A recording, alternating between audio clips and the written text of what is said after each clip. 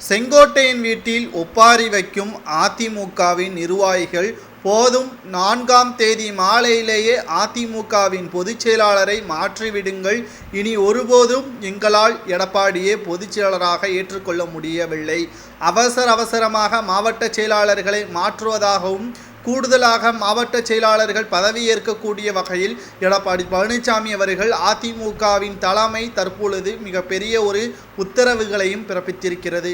இதனால் முன்னாள் அமைச்சர்களது கட்டுப்பாட்டில் இருக்கக்கூடிய மாவட்ட செயலாளர் என்ற பதவி பறிபோவதற்கு வாய்ப்புகளும் அதிகமாகவே இருக்கிறது.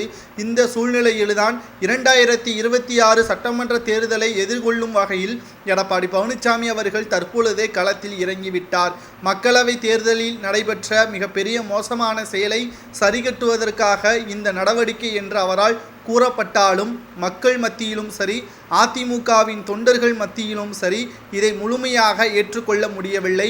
உடனடியாக எடப்பாடி பழனிசாமி அவர்களது பதவி பறிப்பதற்கான அனைத்து ஏற்பாடுகளையும் செய்யுங்கள் என்று நேரடியாகவே செங்கோட்டையன் வீட்டிற்கு சென்று விட்டார்கள்.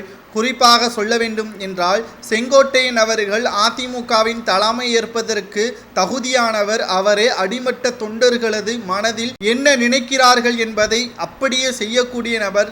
48 ஆண்டுகால அதிமுக அனுபவத்தில் பல நிறை குறைகள் இருந்தாலும் எந்த ஒரு கட்சி தாவதலும் எந்த ஒரு கெட்ட பெயரும் இல்லாத ஒரு சிறந்த முன்னாள் அமைச்சராகத்தான் இருந்து வருகிறார் செங்கோட்டையன் அவர்கள்.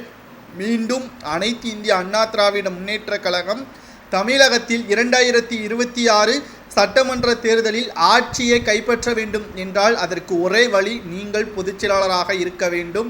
தற்பொழுது நடந்து முடிந்த மக்களவைத் தேர்தல் முடிவுக்கு முன்பாகவே எடப்பாடி பழனிசாமியின் பதவி பறிக்க வேண்டும் என்று செங்கோட்டையின் வீட்டில் அதிமுகவின் நிர்வாகிகள் கூறியிருப்பது சரியா தவறா என்பதை மறக்காம கமெண்ட் வாயிலாக கூறுங்கள்.